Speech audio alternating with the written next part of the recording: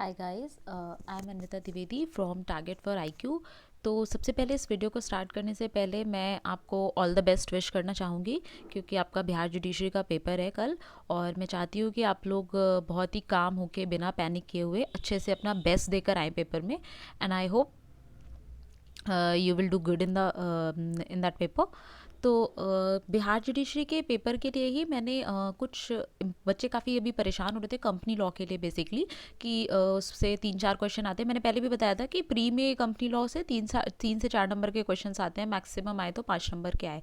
तो उसके लिए बच्चे काफ़ी परेशान हो रहे थे, तो उसके लिए मैंने जो इंपॉर्टेंट क्वेश्चन हैं उनका मैंने एक क्विक वीडियो निकाला है। अगर आप इतना देख लेंगे तो इसमें से डेफिनेटली आपको 2 से 3 नंबर के क्वेश्चन ज़रूर आपके इसमें से सॉल्व हो जाएंगे। और इसके अलावा जो मैं एडिशनल जानकारी दूंगी उससे भी आपको फ़ायदा होगा पेपर जो कंपनी लॉ के क्वेश्चन है उनको सॉल्व करने में। ठीक है। और इसके अलावा मैंने कंपनी लॉ के वीडियोस बनाए हुए हैं, और मैंने देखा कि मैंने जो टॉपिक्स पे वीडियो बनाए हुए हैं उनसे पास्ट ईयर में क्वेश्चंस आए हुए हैं। तो आप लोग अभी उतना टाइम तो नहीं होगा, बट मैं आपको इंपॉर्टेंट वीडियोस बता देती हूँ। एक मैंने टाइप्स ऑफ कंपनी के 2 पार्ट में वीडियो बनाए हैं, वो दोनों वीडियो काफ़ी इंपॉर्टेंट हैं, तो आप चाहे तो वो देख सकते हैं।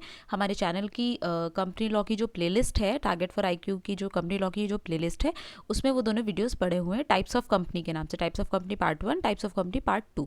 और इसके अलावा जो स्टार्टिंग का लेक्चर 1 लेक्चर 2 है वो भी इंपॉर्टेंट है, उसमें इनकॉर्पोरेशन वगैरह के बारे में जानकारी दी है, तो आप लोग वो भी देख सकते हैं। ठीक है।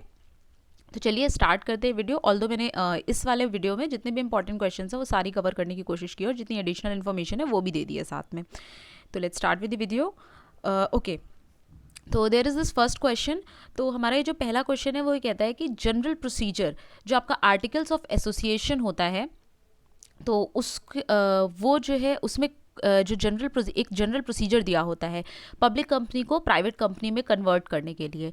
तो उसके लिए क्या नेसेसरी होता है, यानी कि जब हम पब्लिक कंपनी को प्राइवेट कंपनी में कन्वर्ट करना चाहते हैं तो ऐसा करने के लिए हमें क्या चीज़ मैंडेटरी होती है, या जो जनरल प्रोसीजर प्रिस्क्राइब होता है पब्लिक कंपनी को प्राइवेट कंपनी में कन्वर्ट करने के लिए, वो आखिर कौन सा प्रोसीजर होता है। तो इसमें 4 ऑप्शन आपको दिए गए हैं कि एक स्पेशल रेजोल्यूशन पास होना चाहिए और अप्रूवल होना चाहिए सीएलबी। सीएलबी का मतलब है यहाँ पे कंपनी लॉ बोर्ड। तो देखिए आपको एक बात ध्यान रखनी है कि सीएलबी से रिलेटेड जो भी ऑप्शन है ना वो आपको ऑलरेडी एलिमिनेट कर देने, क्योंकि अब सीएलबी नाम की कोई चीज़ नहीं रह गई है, कंपनी लॉ बोर्ड नाम की कोई भी चीज़ नहीं रह गई है। कंपनीज एक्ट 2013 जब से इनैक्ट हुआ है तब से किसी भी ये कंपनी लॉ बोर्ड नाम की कोई भी चीज़ नहीं रह गई है। अब हम जो हमारा कंपनी लॉ बोर्ड है वो जाना जाता है national company law appellate tribunal के नाम से। ठीक है। तो आपको ये ऑप्शन तो हमेशा से एलिमिनेट कर देना है। और इसके बाद फिर दूसरा ऑप्शन है special resolution and approval of central government. तीसरा ऑप्शन है ordinary resolution and approval of CLB, and फिर नन ऑफ दी अबव। तो देखिए वैसे तो जहाँ तक है कि सीएलबी अब ऑप्शन में आएगा ही नहीं, अब हमेशा आएगा एनसीएलएटी, जिसे हम national company law appellate tribunal के नाम से जानते हैं।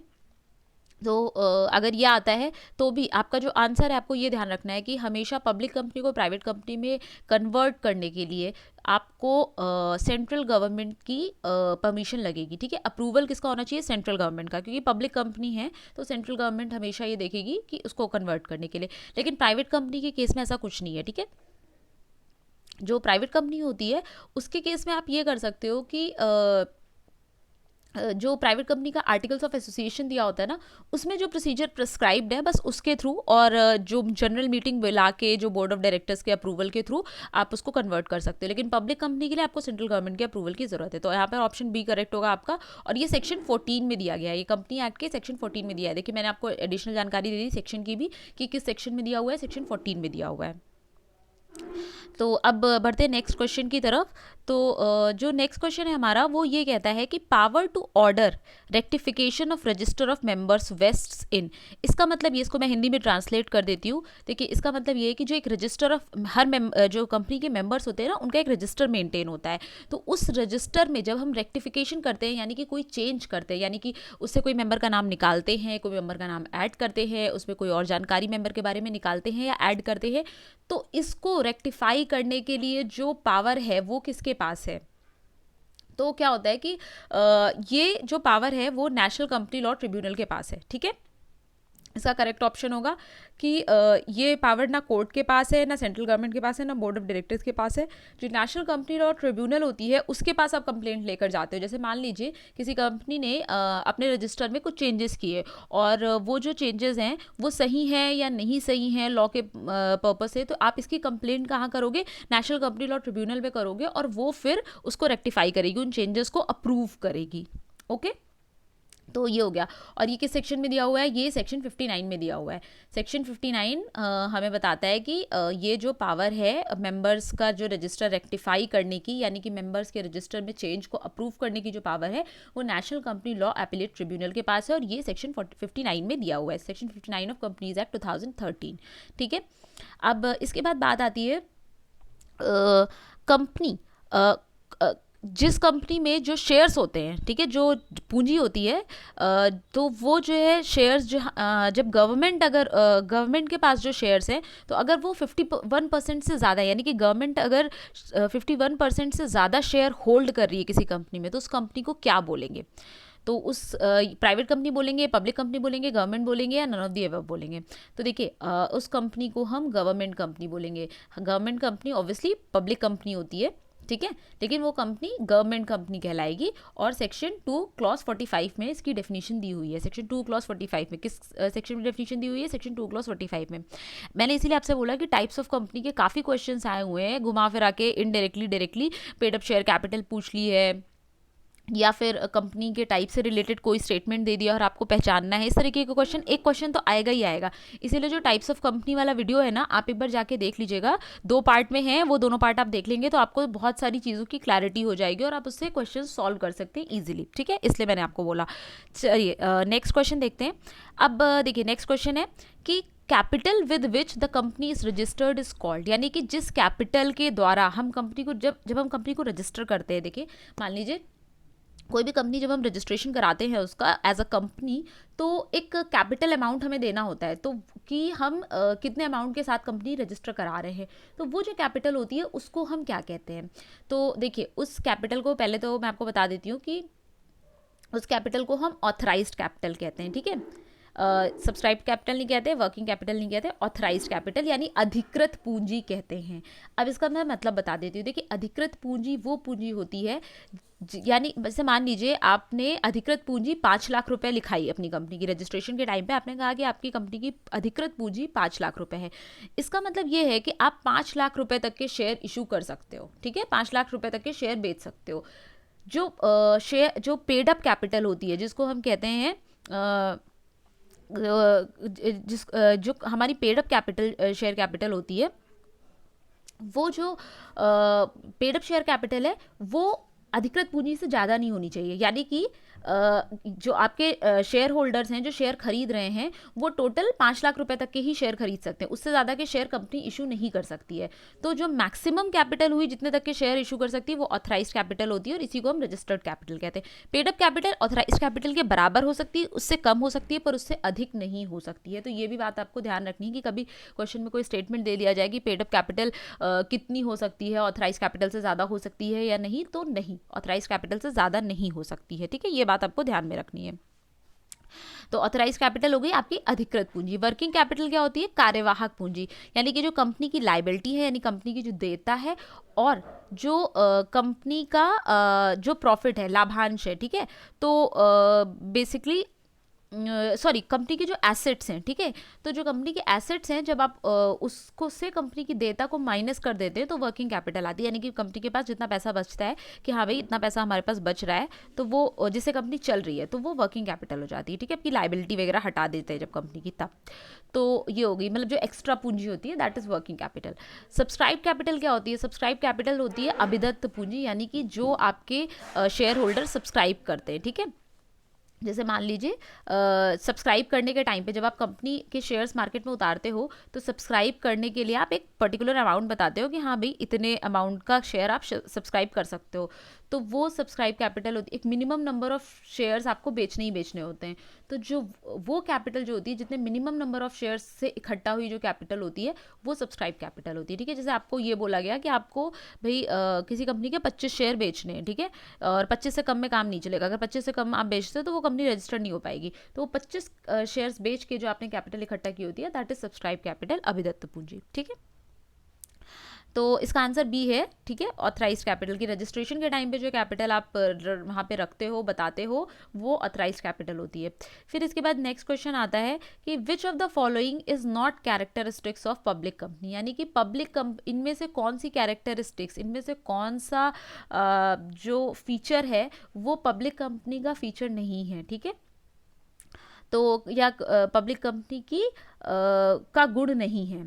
तो देखिए मैंने आपको जब मैं आपको फीचर्स बता रही थी कंपनी के, किसी भी कंपनी के क्या फीचर्स होते हैं, तो मैंने आपको ये बात बताई थी कि कोई भी कंपनी को हम लीगल एंटिटी मानते हैं, यानी कि लीगल पर्सनालिटी, यानी कानूनी रूप से उसकी एक पहचान है और वो केस कर सकती है और उसके ऊपर केस किया जा सकता है। ठीक है, उसको एज अ आर्टिफिशियल पर्सन हम ट्रीट करते हैं, तो वो हो गई लीगल एंटिटी।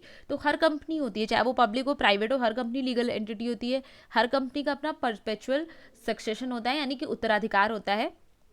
धीरे धीरे, जैसे मान लीजिए आज आपके पास है कंपनी का दायित्व, कल आप उत्तराधिकार में किसी और को दे देंगे, तो परपेचुअल सक्सेशन ऐसा चलता रहता है। फिर हर कंपनी की कॉमन सील होती है, यानी कि एक मुहर होती है, और हर कंपनी की अपनी एक सेपरेट प्रॉपर्टी होती है। तो ये सारी कंपनी पे लागू होता है, इररिस्पेक्टिव ऑफ कि वो पब्लिक कंपनी है या प्राइवेट कंपनी है या लिमिटेड कंपनी है या नॉन लिमिटेड कंपनी है।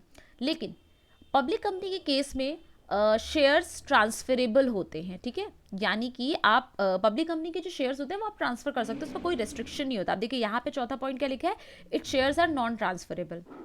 तो भाई ये पब्लिक कंपनी की कैरेक्टरिस्टिक्स नहीं है, तो यहाँ पे आंसर होगा आपका डी। ठीक है, यहाँ पे मैं आंसर लिखना भूल गई हूँ, तो मैं बता देती हूँ आपको, ये आंसर है डी। ठीक है, तो पब्लिक कंपनी की क्या कैरेक्टरिस्टिक्स नहीं है कि इसके शेयर नॉन ट्रांसफरेबल होते हैं, ये कैरेक्टरिस्टिक्स इसकी नहीं है, यानी कि पब्लिक कंपनी के शेयर्स ट्रांसफरेबल होते हैं। अब मैं आपको बता देती हूँ प्राइवेट कंपनी के साथ क्या होता है। ऐसा नहीं है कि आप प्राइवेट कंपनी के शेयर ट्रांसफर नहीं कर सकते हो, बट वहाँ पे जो मेंबर्स होते हैं प्राइवेट कंपनी के, उनके पास ये अधिकार होता है कि वो रिस्ट्रिक्शन लगा सकें, कुछ शेयर्स के ट्रांसफ़र पर रिस्ट्रिक्शन लगा सकें। ठीक है, तो जो उनके बोर्ड ऑफ डायरेक्टर्स है वो मिलकर कुछ रिस्ट्रिक्शंस डिसाइड करते हैं, जो कि पब्लिक कंपनी के ट्रांसफरेबिलिटी, शेयर ट्रांसफरेबिलिटी पे लगाए, सॉरी प्राइवेट कंपनी की शेयर ट्रांसफरेबिलिटी पे लगाए जा सकते हैं। तो अगर आपको प्राइवेट कंपनी में कहीं भी ये लिखा होता है कि शेयर इज़ नॉट ट्रांसफरेबल, और ये या फिर ये लिखा होता है कि share is transferable but with certain restrictions, तो आपको वो वाला ऑप्शन टिक करना पड़ेगा प्राइवेट कंपनी में। ठीक है, प्राइवेट कंपनी के केस में ट्रांसफरेबल होते हैं बट विद सर्टेन रेस्ट्रिक्शंस, यानी कि उस पर रेस्ट्रिक्शंस लगाई जा सकती है, तो इसलिए उनको कभी कभी नॉन ट्रांसफरेबल भी बोल दिया जाता है। अब इसके बाद हम बात करेंगे total dividend out of profits. ठीक है, देखिए क्या होता है कि जो आपका प्रॉफिट का मतलब होता है लाभ। ठीक है, और डिविडेंड का मतलब होता है लाभांश, यानी कि उस लाभ से जो आप अंश लोगों में वितरित कर रहे हैं, जो आपके जो शेयर होल्डर्स हैं, जो आपके कंपनी के मेंबर्स हैं, उनको जो आप लाभांश वितरित कर रहे हैं, तो वो होता है डिविडेंड। ठीक है, तो अब क्या होता है कि आप कितना डिविडेंड, जैसे कभी कोई क्वेश्चन आ जाता है कि कुछ परसेंटेज दे दिया जाता है कि 10%, 15%, 20%, ऐसे ऑप्शन दे देते हैं, और आपसे पूछ लेते हैं कि टोटल कितना डिविडेंड आप प्रॉफिट में से दे सकते हैं अपने शेयर होल्डर्स को। तो देखिए पहली बात तो एक बात आपको ध्यान रखनी है कि डिविडेंड का अमाउंट फिक्स नहीं होता। ऐसा नहीं है कि आप सिर्फ 10% दे सकते हो, सिर्फ 15% दे सकते हो। लेकिन आपको क्या ध्यान रखना है, फिक्स्ड क्या चीज़ होती है, फिक्स ये होता है कि जो डिविडेंड आप दे रहे हो, यानी कि जो टोटल डिविडेंड है आपका, वो जो कंपनी की पेड अप शेयर कैपिटल है उससे उसके 1/10 से इंक्रीज नहीं करना चाहिए। जैसे मान लो कि जो पेड अप शेयर कैपिटल क्या होती है, जैसे मैं शेयर होल्डर हूँ, मेरे साथ 3-4 लोग और शेयर होल्डर हैं, तो वो उन्होंने मिलकर जो अमाउंट शेयर के लिए पे कर दिया है, ठीक है, जो प्रदत्त पूंजी जिसको हम कहते हैं, ठीक है, जो अमाउंट ऑलरेडी प्रदान कर दिया गया है, वो होती है पेड अप शेयर कैपिटल। ठीक है, तो मान लीजिए जैसे मान लीजिए कि मैंने एक शेयर खरीदा 100 रुपये का, ठीक है, तो मैंने उसके लिए 50 रुपये दे दिए हैं। तो भाई 50 रुपये अभी नहीं दिए मैंने, 50 रुपये मेरे ऊपर मतलब वो है, डेट है, उधार है, 50 मैंने पे कर दिए हैं।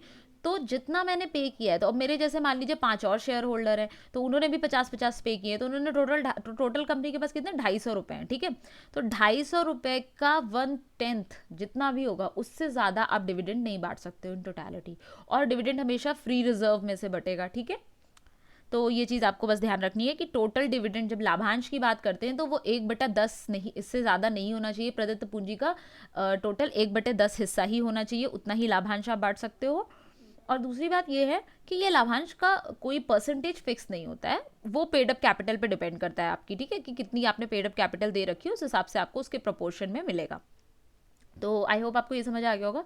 फिर जो नेक्स्ट पॉइंट है हमारा, नेक्स्ट क्वेश्चन, तो देखिए मैंने आज सोलोमन वर्सेस सोलोमन का केस बताया था आप लोगों को, बहुत इंपॉर्टेंट केस है ये, कॉर्पोरेट पर्सनालिटी का केस है। इसमें लिफ्टिंग ऑफ कॉर्पोरेट वेल वाली जो बात होती है वो सोलोमन वर्सेस सोलोमन से ही आई थी, यानी कि कॉर्पोरेट पर्दे में छेद करना या कॉर्पोरेट पर्दे को उठाना बेसिकली। तो ये जो सिद्धांत है ये सोलोमन वर्सेस सोलोमन से आया था। तो इसमें ये बात बताई गई थी, इस केस में जो इम्पॉर्टेंट बात बताई गई थी वो ये बताई गई थी कि जो शेयर होल्डर होता है कंपनी का, वो कंपनी के साथ कॉन्ट्रैक्ट में एंटर कर सकता है, यानी कि अगर आप कंपनी के शेयर होल्डर हैं तो आपको कोई कंपनी के साथ कॉन्ट्रैक्ट करने से रोक नहीं सकता, ठीक है। ये हो गया। अब जो नेक्स्ट है हमारा वो है लाइबिलिटी। देखिए पब्लिक कंपनी के डायरेक्टर्स की जो लाइबिलिटी होती है वो अगर आपसे पूछी जाए कि किसके तरफ होती है, तो हमेशा आपको ये ध्यान रखना है कि हर पब्लिक कंपनी के डायरेक्टर्स की लाइबिलिटी उस कंपनी के शेयर होल्डर्स के टुवर्ड्स होगी, ठीक है। जो कंपनी के शेयर होल्डर्स हैं जिन्होंने शेयर पूंजी खरीद रखी है, वो लोग उन लोगों के तरफ कंपनी के डायरेक्टर्स की लायबिलिटी या कंपनी के डायरेक्टर्स की देयता होगी, ठीक है। अब कंपनी के लिए अब जो एक क्वेश्चन ये है कि which of the following is most essential for a company, यानी कि इनमें से कंपनी के लिए सबसे महत्वपूर्ण क्या है, किसी कंपनी को बनाने के लिए इसमें सबसे महत्वपूर्ण क्या है। मेमोरेंडम ऑफ एसोसिएशन यानी कि संस्था के बहिर्नियम या फिर जिसे हम संस्थापन प्रलेख कहते हैं, शेयर कैपिटल यानी जमा पूंजी, शेयर पूंजी सॉरी, और प्रोस्पेक्टस यानी विवरण पुस्तिका, हर कंपनी की एक विवरण पुस्तिका होती है जिसमें कंपनी के बारे में डिटेल्स होती हैं। फिर होता है सर्टिफिकेट ऑफ इनकॉर्पोरेशन यानी कि कंपनी के निगमन का प्रमाण पत्र। तो देखिए सबसे इसका जो आंसर है वो डी होगा। हमेशा कंपनी के निगमन का प्रमाण पत्र बहुत इंपॉर्टेंट होता है कंपनी के लिए, क्योंकि कंपनी अगर निगमित ही नहीं है तो वो कार्य कैसे करेगी, यानी कि अगर आपकी कंपनी इनकॉर्पोरेटेड नहीं है तो वो कॉन्ट्रैक्ट कैसे करेगी, वो अपनी जो बाकी कंपनी की वर्किंग है वो कैसे करेगी, लोगों को हायर कैसे करेगी। इसलिए certificate of incorporation is necessary, ठीक है। कंपनी का निगमन होना ज़्यादा ज़रूरी है, बाकी चीज़ें तो बाद में बनेंगी। जब तक कंपनी निगमित नहीं होगी तब तक ये सारी चीज़ें एग्जिस्टेंस में नहीं आ सकती, ये सारी चीज़ें पॉसिबल ही नहीं हो सकती। जब आप कंपनी का निगमन कर लोगे तभी मेमोरेंडम ऑफ एसोसिएशन बनाओगे, तभी शेयर कैपिटल उठाओगे, तभी आप विवरण पुस्तिका बनाओगे। तो इसलिए सर्टिफिकेट ऑफ इनकॉर्पोरेशन ज़्यादा ज़रूरी है। अब हम बात करते हैं मिनिमम नंबर ऑफ मीटिंग की। देखिए हर कंपनी में, किसी भी कंपनी में साल में शेयर होल्डर्स की मीटिंग होती है, तो कितनी minimum number of meeting required होती हैं, यानी कि आपको साल में इतनी मीटिंग तो करानी ही करानी है। तो भाई एक मीटिंग रिक्वायर होती है, ज़्यादा नहीं, ठीक है। आपको साल में एक मीटिंग करानी है बस। फिर हम बात करते हैं कॉर्पोरेट सोशल रिस्पॉन्सिबिलिटी की, ये भी मैंने अपने वीडियोस में बताया हुआ है आपको। तो देखिए कॉर्पोरेट, फिर मैं फिर से बता देती हूँ, इससे क्वेश्चन आया भी हुआ है। तो ये जो जितने भी इंपॉर्टेंट पॉइंट्स या क्वेश्चंस हैं, ये जो भी हैं ये सारे पूछे भी गए हैं एग्जाम में, और इसके अलावा कुछ कुछ एडिशनल इन्फॉर्मेशन मैंने जो ऐड कर दी है कि जो एग्जाम में आ सकती है, ठीक है। तो अब मैं आपको CSR का बता देती हूँ, जिसको हम कहते हैं हिंदी में नैगमिक सामाजिक दायित्व, ठीक है। देखिए मैंने यहाँ पे लिख दिया है नैगमिक सामाजिक दायित्व, यानी कि जो हर कंपनी का एक कॉर्पोरेट सोशल रिस्पॉन्सिबिलिटी होती है। और ये क्या होता है कि एक ऐसा फंड होता है, हर कंपनी क्या करती है कि अपने प्रॉफिट में से थोड़ा सा पैसा निकाल कर कॉर्पोरेट सोशल रिस्पॉन्सिबिलिटी, इसको आप समझ सकते हैं चैरिटी के लिए रख देती है, या फिर कोई भी ऐसा सामाजिक दायित्व जो कंपनी ऑब्वियसली जैसे हम कहते हैं ना पूंजीवाद, तो चूंकि वो इतना प्रॉफिट कमा रही है और लोगों से कमा रही है, तो उनका एक दायित्व बनता है, एक नैतिक दायित्व बनता है कि वो समाज के लिए भी कुछ करें। तो चाहे वो एनवायरनमेंट के लिए, चाहे किसी और अच्छे कॉज के लिए, चाहे बच्चों को पढ़ाने के लिए, या किसी भी चीज़ के लिए एक छोटा सा अमाउंट अपना वो डोनेट करते हैं, वो होती है आपकी कॉर्पोरेट सोशल रिस्पॉन्सिबिलिटी फंड, ठीक है। तो ये जो नैगमिक सामाजिक दायित्व का जो फंड होता है वो किन कंपनियों के लिए मैंडेटरी है, यानी कि कौन सी कंपनियां ऐसी होंगी जो CSR निकालेंगी ही निकालेंगी, उनके लिए मैंडेटरी होगा। हर कंपनी के लिए मैंडेटरी नहीं होता, ऐसे जो छोटी कंपनीज है उनके लिए बहुत ज़्यादा मैंडेटरी नहीं होता। तो किन कंपनीज के लिए मैंडेटरी होता है वो मैं बता देती हूँ। जिनकी नेटवर्थ, यानी कि जिनकी जो कुल टोटल कुल उनकी जो जमा पूंजी है, जो कुल संपत्ति है, नॉट जमा पूंजी, जो कुल संपत्ति है किसी कंपनी को, जैसे अगर आप बेचने जाएंगे तो उसके एसेट्स, उसकी लाइबिलिटी सब मिला के इतना दाम लग रहा है उसकी, तो जो उसकी कुल संपत्ति है कंपनी की वो 500 करोड़ है नेटवर्थ। तो क्या कहते हैं, उस कंपनी के लिए CSR मैंडेटरी है। या फिर कंपनी का टर्नओवर, यानी कि जो कंपनी का कुल बिक्री है, ठीक है, जैसे आप सेल और आपके परचेजिंग वगैरह सब मिला के टोटल टर्नओवर कंपनी का बनता है वो 1000 करोड़ है, और या फिर जो कंपनी का प्रॉफिट है वो 5 करोड़ या उससे अधिक है। यानी कि नेटवर्थ होनी चाहिए, कुल संपत्ति होनी चाहिए 500 करोड़ या उससे ज़्यादा, टर्नओवर होना चाहिए 1000 करोड़ या उससे ज़्यादा, और या फिर कंपनी अगर 5 करोड़ या उससे ज़्यादा का लाभ कमा रही है तो उसके लिए CSR मैंडेटरी होगा। ठीक है, या तो ये तीनों चीज़ें या में लगेंगी, या तो नेटवर्थ हो 500 करोड़ या उससे ज़्यादा की, या फिर टर्नओवर हो 1000 करोड़ या उससे ज़्यादा का, और या फिर प्रॉफिट हो 5 करोड़ या उससे ज़्यादा का, तो CSR निकालना मैंडेटरी हो जाएगा। अब बात करते हैं लिस्टेड कंपनीज़ की।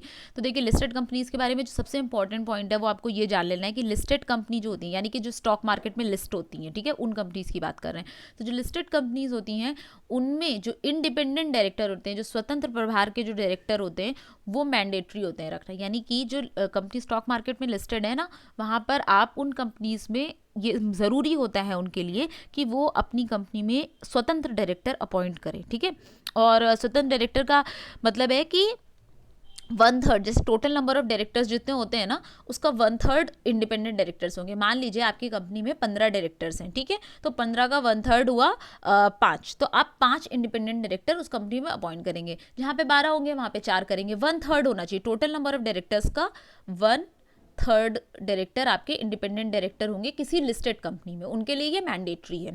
ठीक है, बाकी जो नॉन लिस्टेड कंपनी है उनके लिए मैंडेटरी नहीं है। फिर उसके बाद ये डायरेक्टर्स का अपॉइंटमेंट कैसे होता है, तो ये देख लीजिए, डेटा बैंक जो होता है ना कंपनी का, एक डेटा बैंक होता है कंपनी मेंटेन करती है, उस डेटा बैंक से ये डायरेक्टर्स अपॉइंट होते हैं। ठीक,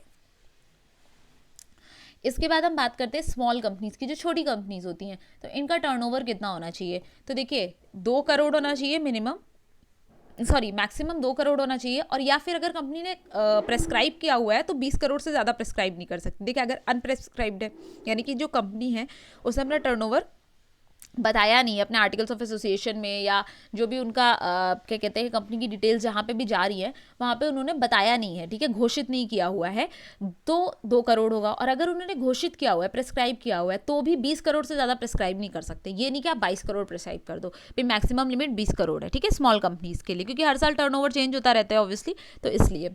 अब इसके बाद करते हैं बात national company law appellate tribunal की। ठीक है, तो जो मैंने आपको बताया था कि अब कंपनी लॉ बोर्ड नहीं चलता है, CLB नहीं चलता है, NCLAT चलता है। इसको NCLAT बोलते हैं शॉर्ट में, national company law appellate tribunal. यानी कि आपकी कंपनी कोई फ्रॉड करती है, या आपके साथ कंपनी ने कोई कॉन्ट्रैक्ट किया है, उसमें कुछ डिस्क्रिपेंसीज हैं या उसमें कुछ प्रॉब्लम है, बेसिकली अगर आपको कोई भी कंपनी से रिलेटेड कोई भी इशू है तो आपको जो कंप्लेंट करनी है वो आप NCLAT में करोगे पहले। ठीक है, कोर्ट जाने से पहले आप ट्रिब्यूनल के पास जाओगे, या कंपनी की जो वाइंडिंग अप वगैरह होती है ये सब national company law appellate tribunal decide करती है।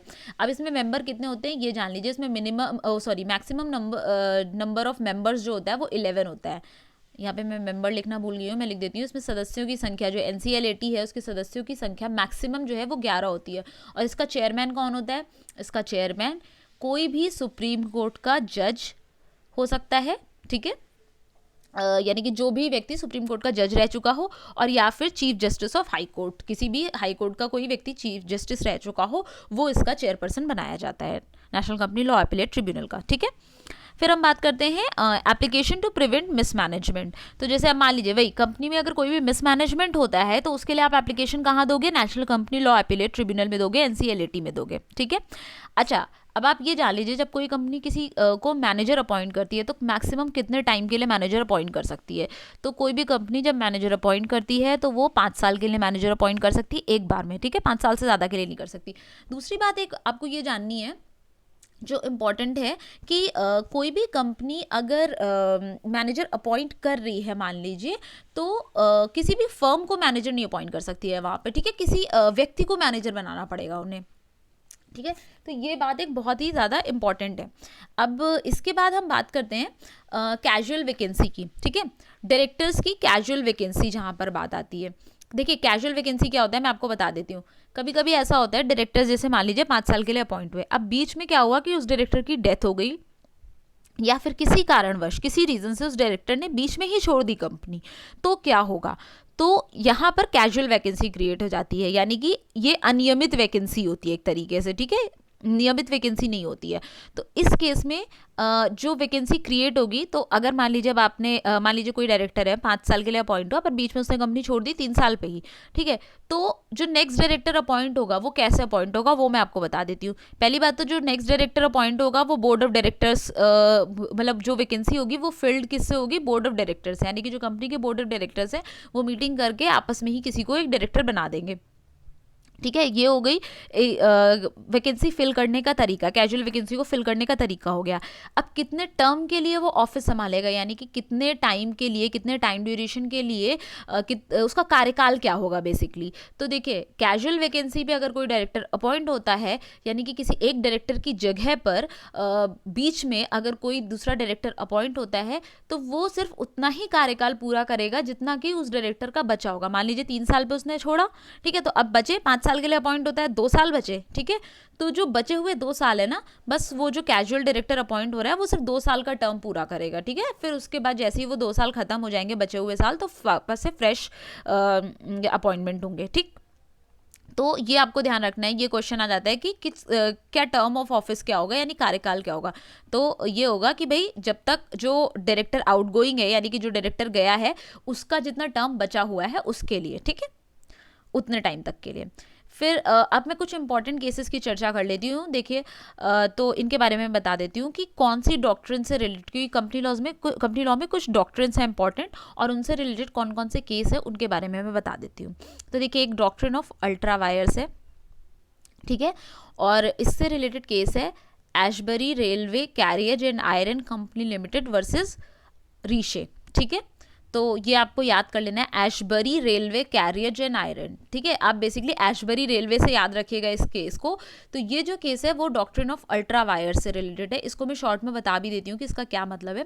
बेसिकली इसका मतलब ये है कि कोई भी कंपनी अगर अपने जो उसका आर्टिकल ऑफ एसोसिएशन या जो संस्थापन प्रलेख होता है ना, जो कंपनी की नियमावली होती है ना, जो कि कंपनी अपने आर्टिकल्स ऑफ एसोसिएशन या मेमोरेंडम ऑफ एसोसिएशन में जो नियम लिखती है, उनसे अगर उन लिखे गए नियमों से बाहर जाकर कोई कॉन्ट्रैक्ट करती है, तो वो कॉन्ट्रैक्ट एनफोर्सिएबल नहीं होंगे, यानी कि वो कॉन्ट्रैक्ट आप कंपनी के अगेंस्ट एनफोर्स नहीं कर सकते हो, ना कंपनी आपके अगेंस्ट एनफोर्स कर सकती है।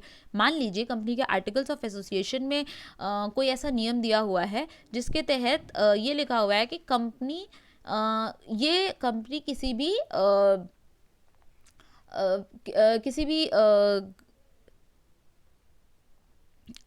हाँ ठीक है, आप ये एग्जाम्पल ले लीजिए कि मान लीजिए ऐसा लिखा हुआ है कि किसी कंपनी के आर्टिकल्स ऑफ एसोसिएशन में कि ये जो पर्टिकुलर कंपनी है ये बिना अपने बोर्ड ऑफ डायरेक्टर्स की मीटिंग किए हुए कोई भी कॉन्ट्रैक्ट साइन नहीं करेगी, और वो मीटिंग के बिना अगर कॉन्ट्रैक्ट साइन कर देती है तो वहाँ पर वो कॉन्ट्रैक्ट ना कंपनी एनफोर्स करा सकती है ना आप करा सकते हो, ठीक है। हो गई बात क्लियर आपको। तो ये इस तरीके से होता है, डॉक्ट्रिन ऑफ अल्ट्रा वायर्स इस तरीके से चलती है। तो ये हो गया Ashbery railway carriage and iron का केस, ठीक है। तो आपको बस ये याद रखना है कि ये केस अल्ट्रा वायरस डॉक्ट्रिन का है। फिर जो दूसरी डॉक्ट्रिन आती है, doctrine of indoor management, indoor प्रबंधन की, यानी आंतरिक प्रबंधन की जो डॉक्ट्रिन है, जो सिद्धांत है उसका केस है। इसको हम टर्कवेंट रूल के नाम से भी जानते हैं। टर्कवेंट क्योंकि इसमें ये डिफेंडेंट थे, इसलिए इसको टर्कवेंट रूल के नाम से भी जानते हैं। Royal British Bank versus Turquand. तो यानी कि डॉक्ट्रिन ऑफ इंडोर मैनेजमेंट का केस कौन सा है, famous case Royal British Bank versus Turquand, और इस डॉक्ट्रिन को हम टर्कवेंट रूल के नाम से भी जानते हैं। तो इसमें भी ये बात बोली गई है कि इसमें बेसिकली ये बोला गया है कि जो कंपनी का जो आंतरिक प्रबंधन होता है, जैसे जो सामने वाला व्यक्ति से मान लीजिए हम किसी कंपनी से कॉन्ट्रैक्ट कर रहे हैं, तो हम ये मान के चलेंगे कि हम कंपनी के आंतरिक प्रबंधन को क्वेश्चन नहीं करेंगे, और हम ये मान के चलेंगे कि उन्होंने अपने आंतरिक प्रबंधन के हिसाब से जो उनका आर्टिकल ऑफ एसोसिएशन है, जो उनका मेमोरेंडम ऑफ एसोसिएशन है, उसको फॉलो करते हुए ही हमसे कॉन्ट्रैक्ट किया है, ठीक है। हम ये मान के चलेंगे। अगर उन्होंने नहीं किया है तो यहाँ पर कंपनी लायबल होगी, है। कंपनी ऐसा नहीं बोल सकती कि हम कॉन्ट्रैक्ट एनफोर्स नहीं करा सकते। क्यों? क्योंकि ये हमारा प्रिजम्पशन है, ये हमें कोर्ट ने छूट दी है कि हम ये मान के चलते हैं कि उनका आंतरिक प्रबंधन में हमें जानकारी लेने की जरूरत नहीं है कि उन्होंने कैसे किया है कैसे नहीं किया। अगर उन्होंने फॉलो नहीं किया है तो यहाँ पे कंपनी की गलती होगी, ठीक है। फिर आपका आता है रूल ऑफ मेजोरिटी। तो इसका केस है फॉस वर्सेस हार्बॉटल, ठीक है। फॉस वर्सेस हार्बॉटल का केस है रूल ऑफ मेजोरिटी का। और फिर कॉर्पोरेट पर्सनैलिटी का केस है सोलोमन वर्सेस सोलोमन का। ठीक है। तो ये मैं आपको सोलोमन वर्सेस सोलोमन का केस बता चुकी हूँ कि भाई ये कोई भी कंपनी जो होती है वो उसकी कॉर्पोरेट पर्सनालिटी होती है, और अगर मान लीजिए कंपनी, आप ये नहीं कह सकते हो कि किसी व्यक्ति ने कई बार क्या होता है कि लोग कंपनी का सहारा लेके छुपने की कोशिश करते हैं। ये कॉर्पोरेट पर्सनालिटी का जो पूरा वीडियो है ना, ये मैंने सोलोमन वर्सेस सोलोमन का, ये मैंने लेक्चर 1 और लेक्चर 2 में एक्सप्लेन किया हुआ है, ठीक है, जिसमें फीचर्स मैंने कंपनी के बताए हुए हैं। तो आप लोग वो वीडियो देख लीजिएगा तो आपको समझ में आ जाएगा, ठीक है। अभी के लिए फिलहाल इतना जान लीजिए कि कॉर्पोरेट पर्सनालिटी का केस जो है वो सोलोमन वर्सेस सोलोमन का केस है। फिर हम बात करते हैं डॉक्ट्रिन ऑफ कंस्ट्रक्टिव नोटिस की। इसको कहते हैं परोक्ष और प्रलेखित सूचना, ठीक है।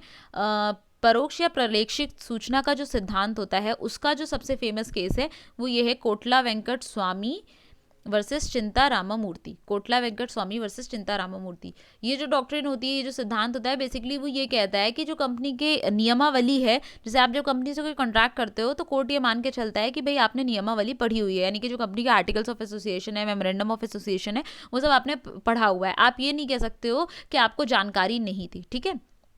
Ignorance of law is no excuse, यहाँ पर ये वाली मैक्सिम भी चलती है। अगर आपसे ये पूछ लिया जाता है कि डॉक्ट्रिन ऑफ कंस्ट्रक्टिव नोटिस या परोक्ष प्रलेखित सूचना के जो सिद्धांत है, इससे रिलेट ये सिद्धांत किस मैक्सिम पर या किस सिद्धांत पे बेस्ड है, तो आप बता सकते हो कि भाई ignorance of law is no excuse पे बेस्ड है, कि लॉ का अगर आपको लॉ की जानकारी नहीं है तो आप इस चीज़ का एक्सक्यूज़ नहीं ले सकते, इस बात पर बेस्ड है, ठीक है।